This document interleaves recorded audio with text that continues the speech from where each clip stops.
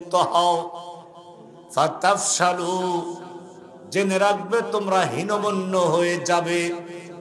ওয়া তাযহাবা রিহুকুম, রিহুকুমের বিভিন্ন তাফসীর রয়েছে, সবচেয়ে উত্তম তাফসীর হচ্ছে ওয়া তাযহাবা রিহুকুম আই রুবুকুম মিন কুলুবি আ'দাইকুম, তোমাদের শত্রুদের অন্তর থেকে তোমাদের প্রভাব, তোমাদের ভয় চলে যাবে। আপনারা জানেন গত জালিম সরকার যখন প্রথমবার ক্ষমতা এসেছিল, আল্লামা আজিজুল হক সাহেব রহমাতুল্লাহ আলাইহি, মুফতি আমিনী সাহেব রহমাতুল্লাহ আলাইহিকে গ্রেফতার করেছিল।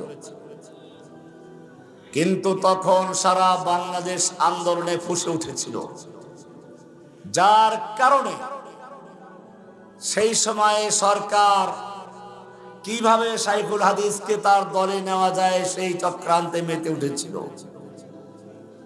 আমার কাছে তৎকালীন শেখ হাসিনার প্রধান উপদেষ্টা ঢাকার একজন এমপি ছিলেন সাবর হোসেন চৌধুরী। আমি তখন মালিবাগের এক মসজিদের ইমাম, উনি ওই এলাকার এমপি। আমার সাথে যোগাযোগ করলো, যেভাবেই হোক শাইখুল হাদিসকে আমাদের দলে আনতে হবে, কারণ আমাদের পতনটা ওনার কারণেই হয়েছে, ওনাকে জেলে নেওয়ার কারণে। সেদিন তারা বুঝতে পেরেছিল আমার কাছে হয়তো সুযোগ পায় নাই, কিন্তু যেভাবেই হোক পরবর্তী অবস্থা আপনারা জেনেছেন কি হয়েছিল।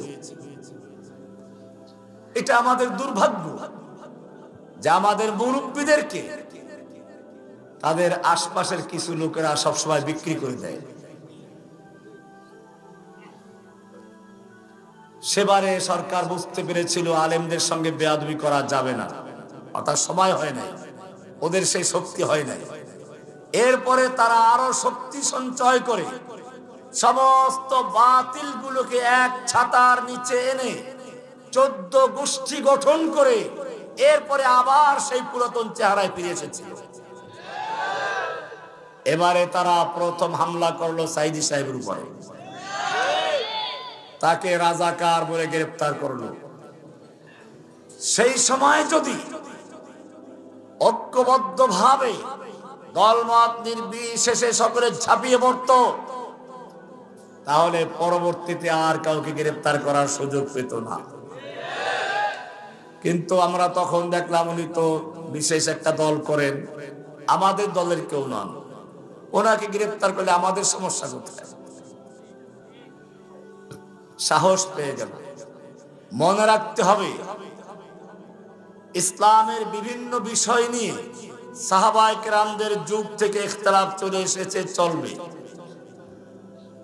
ফিকহি বিষয়গুলো ইখতিলাফ আগের থেকেই ছিল, ইমামদের বিভিন্ন মতামত রয়েছে, এগুলো ওরকম থাকবে। ঐক্য করতে গেলে আরো গন্ডগোল লাগবে, কিন্তু মনে রাখতে হবে ইসলামের বৃহত্তর স্বার্থে আমাদের সকলকে ঐক্যবদ্ধভাবে মোকাবেলা করতে হবে। সাহাবায়ে কেরামদের থেকে একটু শিক্ষা আমরা নিব।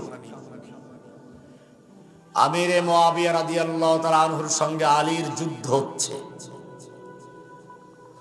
দুশমনরা সবসময় সুযোগ নেওয়ার চেষ্টা করে। রোম সম্রাট আমিরে মুআবিয়ার কাছে পত্র লিখলো, আমরা জানতে পেরেছি আপনার খলিফা, আপনার আমির আপনার বিরুদ্ধে যুদ্ধে লিপ্ত হয়েছে। আপনি যদি চান তাহলে রোম সম্রাট পূর্ণ শক্তি দিয়ে আপনার পাশে দাঁড়াতে প্রস্তুত। কি হিতাকাঙ্ক্ষী, কি আপন লোকদের। আল্লাহর নবীর ছাত্রদেরকে ধোঁকা দেওয়া যায় না। আল্লাহর নবীর ছাত্র আমিরে মুআবিয়া রাদিয়াল্লাহু তাআলা আনহু গর্জে উঠলেন, চিঠির উত্তর লিখলেন, এভাবে শুরু করলেন, ইয়া কালবার রোম, ওহে রোমের কুত্তা, আমার আমিরের সঙ্গে আমার যুদ্ধ হচ্ছে। এই সুযোগ নিয়ে যদি মুসলিম ভূখণ্ডের দিকে এক কদম বাড়াও, জেনে রাখবি আলীর পক্ষে যুদ্ধ করতে গিয়ে সর্বপ্রথম যে ব্যক্তি জীবন দেবে সে আর কেউ না, সে হচ্ছে আমিরে মুআবিয়া রাদিয়াল্লাহু তাআলা আনহু। দুশমন ভয় পেয়ে গেল। বুঝতে পারলো যে না, আমাদের চালাকি চলবে না।